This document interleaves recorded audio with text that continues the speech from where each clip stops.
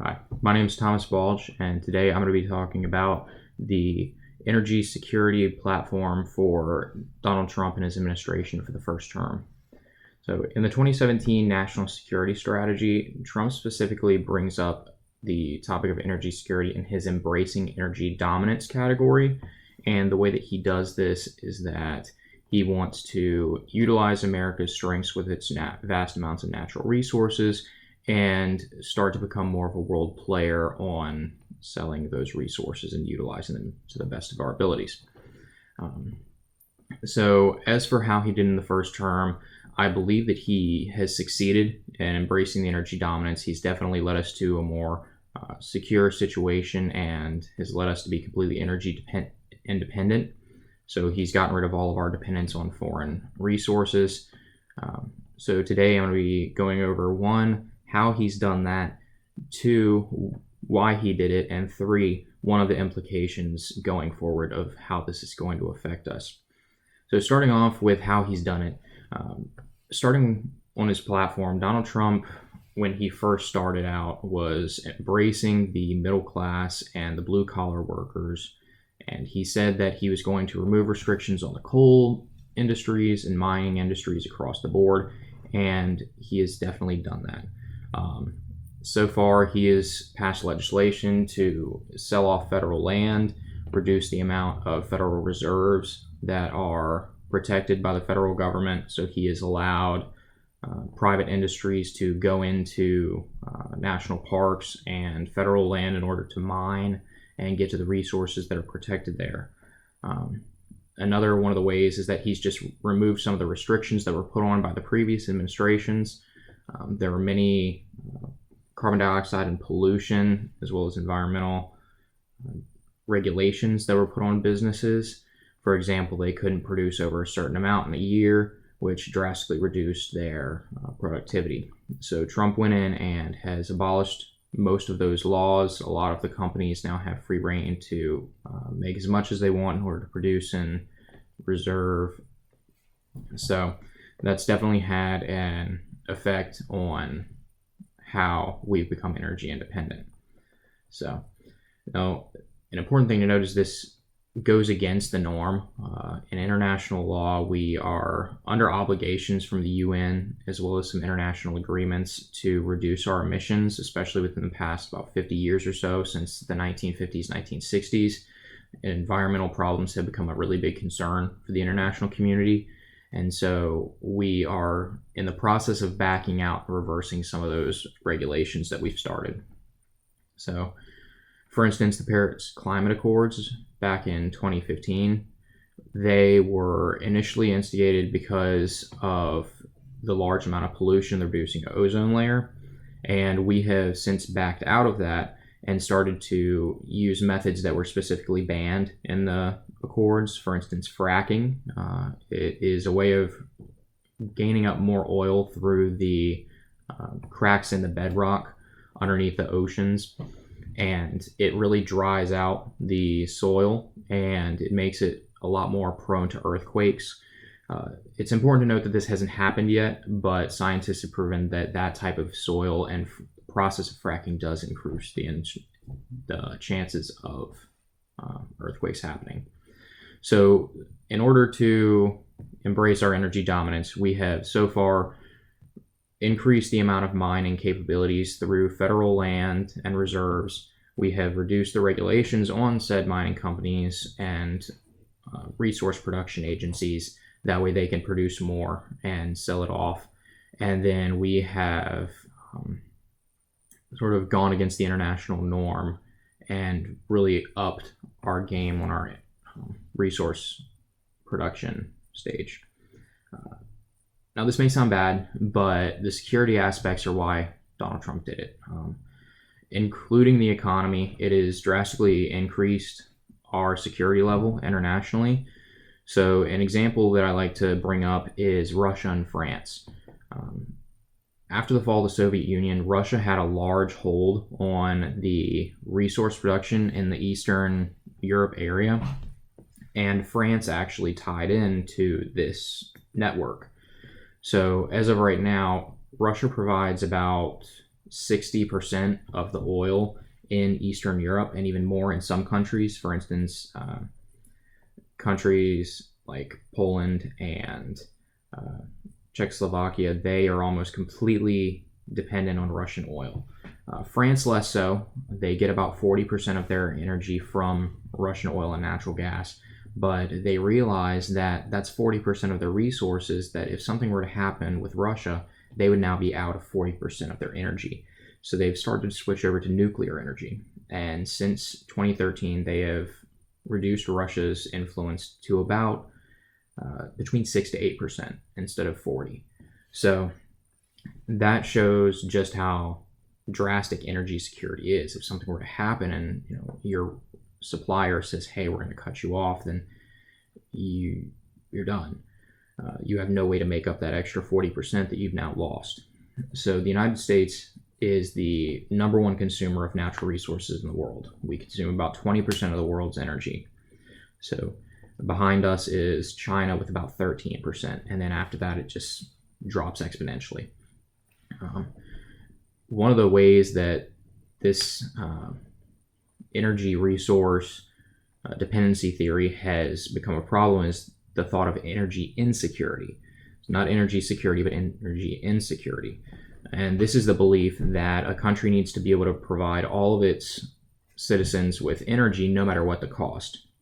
So in order to do that, countries involve themselves in entangling alliances and in bad business deals in order to just provide energy for the populace. And what we've done in the past 4 years is actually completely negate that effect. We're now producing enough oil to where if we needed to, we could provide 100% of our energy by ourselves.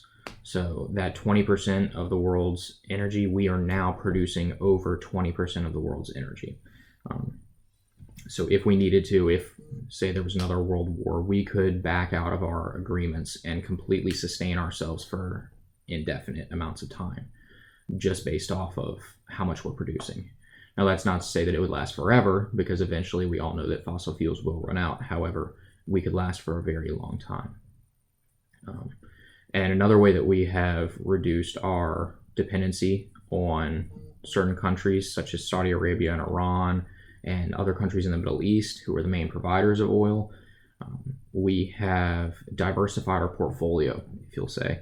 We now get oil from South America, Africa, the Middle East, and ourselves. So it's all diversified. If one supplier were to cut out, we always have more going on. So we wouldn't have to be 100% energy dependent, even if we had to. And one of the effects that this is having negatively is on the environment. So I talked earlier about reducing the reserve land. That has reduced the amount of jobs in the National Park Service, and also it has led to a spike in green activist groups. So they're now having more protests against pipelines and mining corporations and that sort of thing, especially out west and in the areas where those natural reserves are most abundant. It's also led to a lot more pollution in the atmosphere. Since dropping out of the Paris Climate Accords, the atmosphere has actually gotten worse, and some international agencies do blame us partially for that problem, since we've backed out and continued with the fracking, which was outlawed under the Paris Climate Accords. The international community definitely has had an opinion on that, and we are now seeing the effects of it. Some people say that we should move to more renewable resources. After doing research on this, it seems like renewable resources are definitely an option. However, they are not the option. A lot of people would like to move over to completely renewable resources. However, what we don't realize is that actually creates its own problems in general. The only countries in the world capable of moving over to be completely renewable are, number one, the United States and most of the Western world, the heavily economic titans, if you will.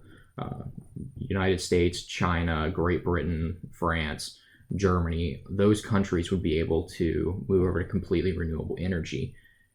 The problem is if we did that, then a lot of the other countries would then, who don't fall under the Paris Climate Accords and the international agreements, they would boost their production based off of the oil that we're not using. And they would use those fossil fuels to their heart's content, and it would drastically reduce the effectiveness of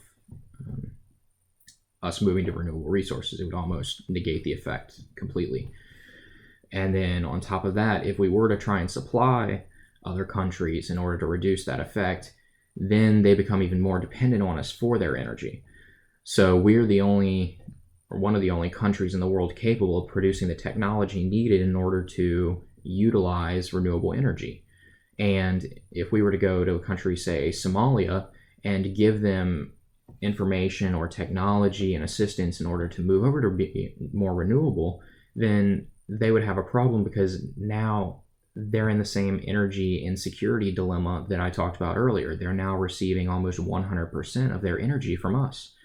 They're dependent on us for the technology. They're dependent on us for the labor, because that type of work requires important degrees and rare minerals and the technology that they just don't have. They don't have the capacity to keep up with that sort of infrastructure.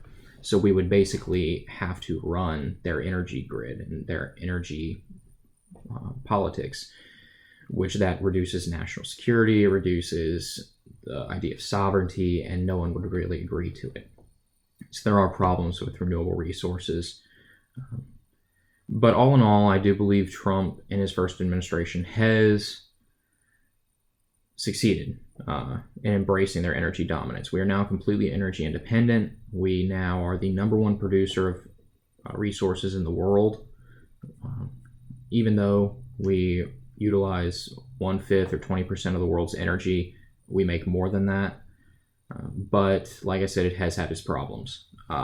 We're now the number one user of fossil fuels without regulations. So earlier that had been China. Now we're getting a lot of the international brunt from it, which is not good. Then on top of that, we are seeing a lot of problems with domestic activist groups and pollution and environmental problems. So security-wise, we are better off. However, internally, we are having a few problems, like I said, with those groups and the international opinion. So looking forward, it'll be interesting to see if Trump does have his second term, what he'll do involving this. It seems like he might carry on how it has been. However, after coronavirus and the shutdown of most of the world's industry, there's been a real reduction in the amount of pollution in the atmosphere. And I think that after this instant, the world's going to look at it differently. So it'll definitely be interesting to see how the world, not just the United States, goes into a new era of energy security. How are they going to do it? What are they going to use? Are they going to try and maintain the levels that the international community has agreed upon? So thank you very much. Have a very nice day. Bye.